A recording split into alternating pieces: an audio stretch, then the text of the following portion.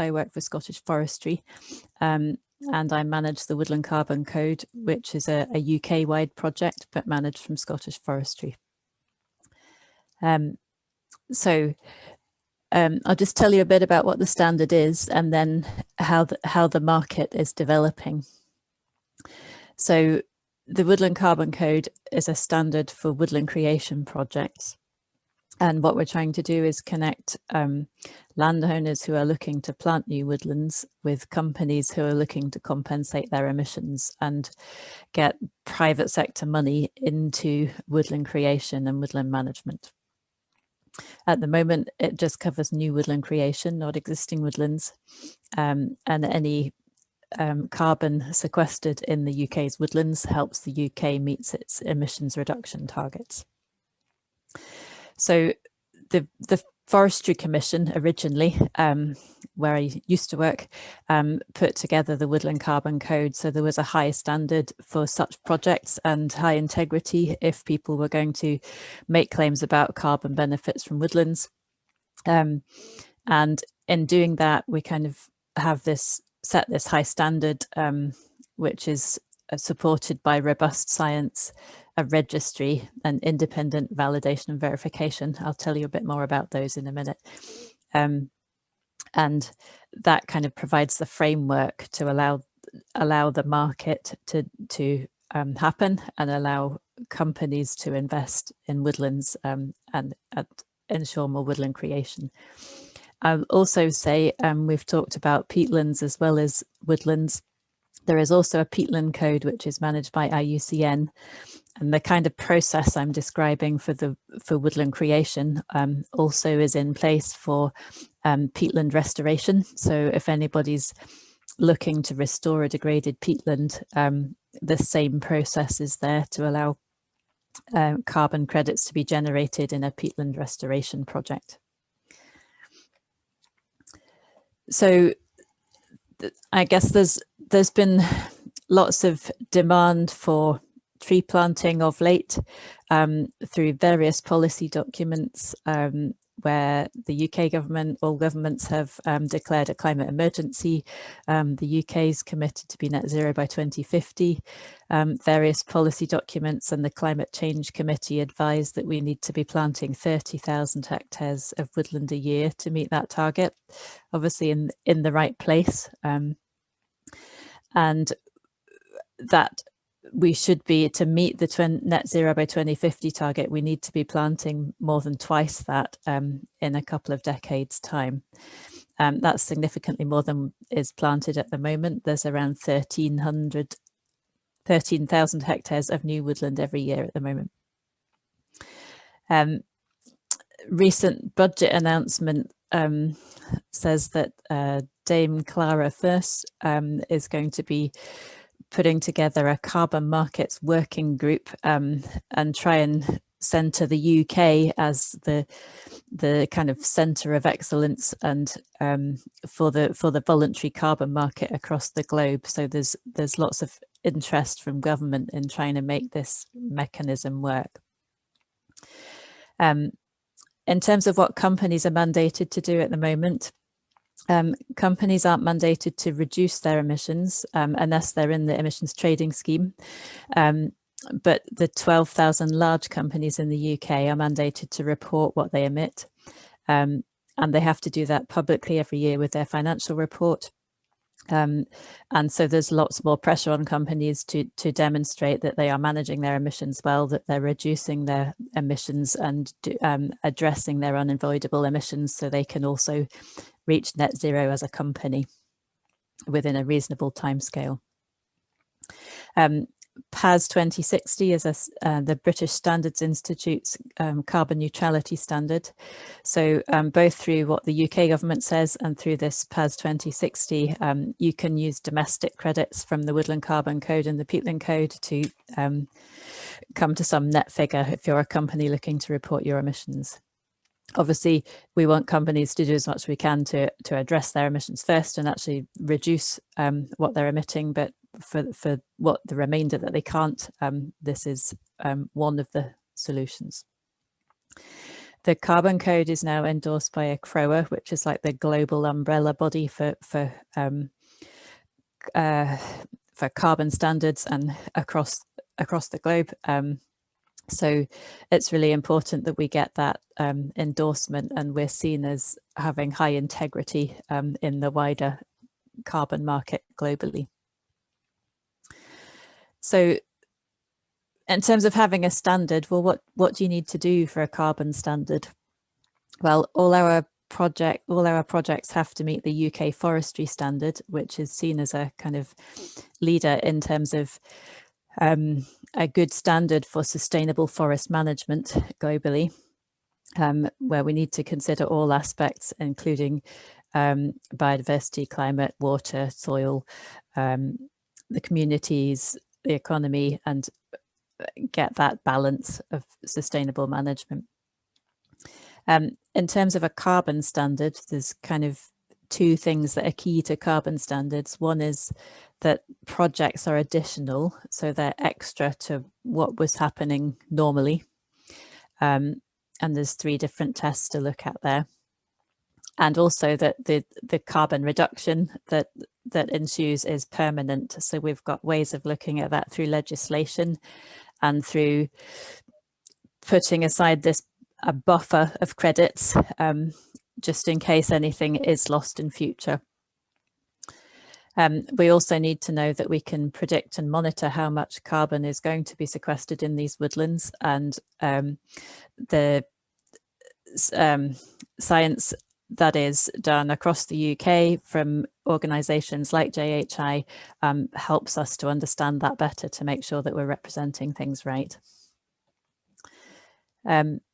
So the things that are underpinning the standard, one is this independent third-party look at projects. So we have 2 organisations that can do that for us, the Soil Association and Organic Farmers and Growers. And they're accredited by UCAS, the UK Accreditation Service.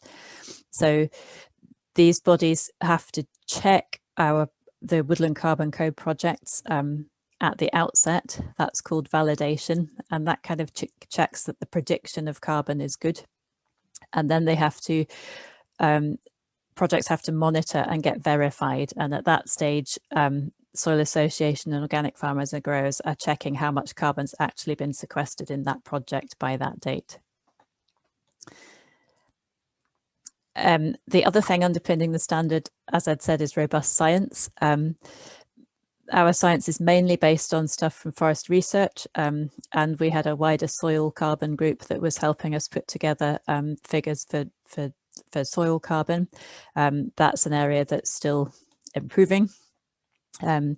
So we have 2 tools, one that helps predict the sequestration in new woodlands over time, and one then that is a protocol that helps people measure and monitor their woodland and work out how much carbon's actually sequestered at a given point in time.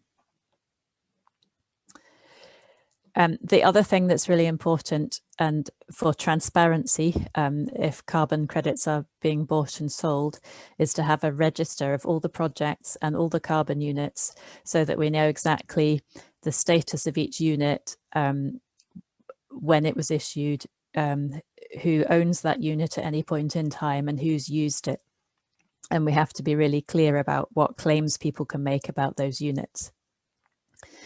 Now, obviously, we've talked about woodlands taking a while to grow. You've seen some amazing pictures of the progress that's being made in the Cairngorms Connect area from Jeremy. So you can't claim carbon sequestration the moment you put the trees in the ground. It takes a while for this process to happen. So we have these 2 types of units that can be issued. Pending issuance units are issued up front, and it's like a promise to deliver carbon in future. And anybody who owns these can only make statements about the likely future sequestration. Once we convert units and we confirm that the carbon has actually been sequestered in the tree, we convert the units to woodland carbon units, which is actual measured sequestration. And those units are then guaranteed, and a company can use them as an offset to compensate for their emissions.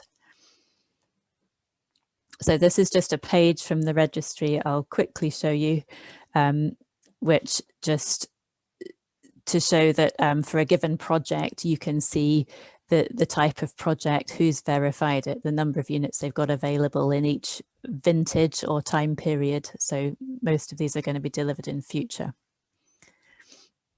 We also look at the wider benefits of projects and have a tool to kind of score projects, their relative benefits in terms of these other areas.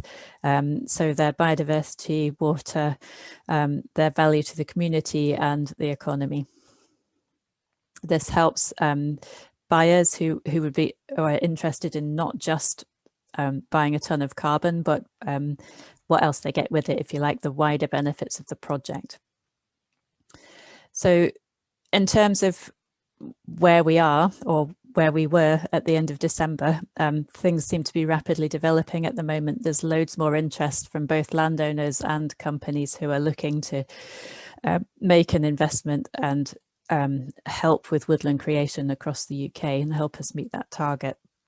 So there's 300 projects are validated, so they've been checked at the outset and we know how much carbon they're predicted to sequester, and that's around 5.6 million tonnes of CO2 over their lifetime. And there's another 300 projects which are under development, so they've registered, they're probably being planted about now, and they are predicted to sequester another 4 million tonnes of CO2, another 11,700 hectares. I think probably since December, there's been another 100 projects registered, so the increase is fairly rapid at the moment in terms of interest in this market. So who's doing all the buying? The table at the top kind of shows the number of units that have been issued already and are either available for sale, already sold, or being used by landowners who want to grow their own carbon credits. So they've planted their own woodland and they'll claim the benefit themselves. So there's about just over 3 million, of which 2 million are sold in terms of these future units.